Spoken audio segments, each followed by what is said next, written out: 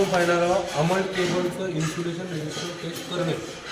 हां, AMOLED cable म्हणतो पण या UG केबल आहे. याच्यामध्ये हा 4 कोर केबल आहे. याच्यामध्ये RYB आणि एक आहे न्यूट्रल केबल. हा आहे 4 कोर केबल. तर या केबलची आपण कंडक्टर टू इन्सुलेशन म्हणजे इन्सुलेशन टेस्ट आणि हा कंडक्टर कुठं शॉर्ट झाला आहे काय, कुठं एक दुसऱ्या कंडक्टर लागला आहे काय, तर याच्यामध्ये आपण टेस्ट घेणार आहोत. तर सुरुवातीला आपण कंडक्टर टू इन्सुलेशन टेस्ट घेऊ. तर हे आहे एक मेगर. यामध्ये आपण इन्सुलेशन रेजिस्टर मोजतो. तर यामध्ये हे आहे जवळपास 1000 वोल्टचं. यामध्ये एक लाल प्रॉप आणि एक ब्लॅक प्रॉप. आता हे लाल आपण एक रेडले लावू. त्यानंतर हे जे ब्लॅक आहे हे या केबलच्या इन्सुलेशनच्या आर्म रिंगला लावू. कशाला? आर्म रिंगला. जे आर्मरिंग हे GI ची बनलेली शीट आहे ते या केबलने काय करते, प्रोटेक्ट करते. तर यामध्ये आपण टेस्टसाठी हे दाबू. आता जवळपास आपलं रिडिंग 1 मेगा ओम येऊन राहिलं झालं. 1 मेगा ओम रिडिंग येत आहे म्हणजे याचं इन्सुलेशन रेजिस्टन्स चांगला आहे.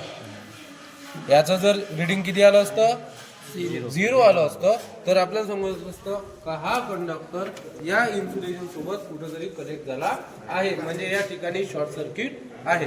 तर हे झाली कंडक्टर टू इन्सुलेशन टेस्ट. आता आपण घेऊ कंडक्टर टू कंडक्टर. म्हणजे आपण आता या इन्सुलेशन काढल्यानंतर कंडक्टरवरून सुरुवातीला आपण ब्लॅक सोबत घेऊ का या लाल कंडक्टर ब्लॅक सोबत शॉर्ट आहे किंवा नाही.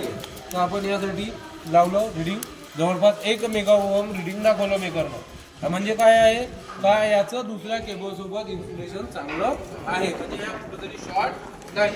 मग याचसारखं आपण ब्लॅकवरून काढलं, वायला लावू.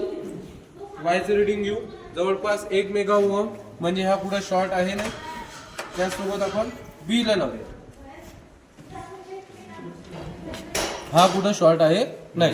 मग याच ठिकाणी आपण याच्या दुसऱ्या प्रॉबवरून सुद्धा चेक करू शकतो का ह्या कोणासोबत कनेक्ट आहे किंवा नाही आहे. आता एक आपण रेडला जोडून ठेवलं आणि त्यानंतर आपण दुसऱ्या प्रॉबला ज्या प्रॉबवर लावून ठेवू. आता आपल्याला माहित नाही कोणता प्रॉब आहे. जवळपास 1 मेगा ओम म्हणजे याचा हा रेड केबल आहे, तर जवळपास 1 मेगा ओम आलं.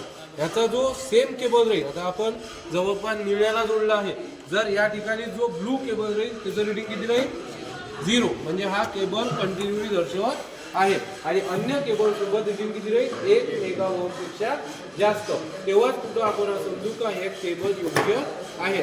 अशा रीतीने आपण अंडरग्राऊंड केबलची इन्सुलेशन रेजिस्टन्स टेस्ट घेऊ शकतो.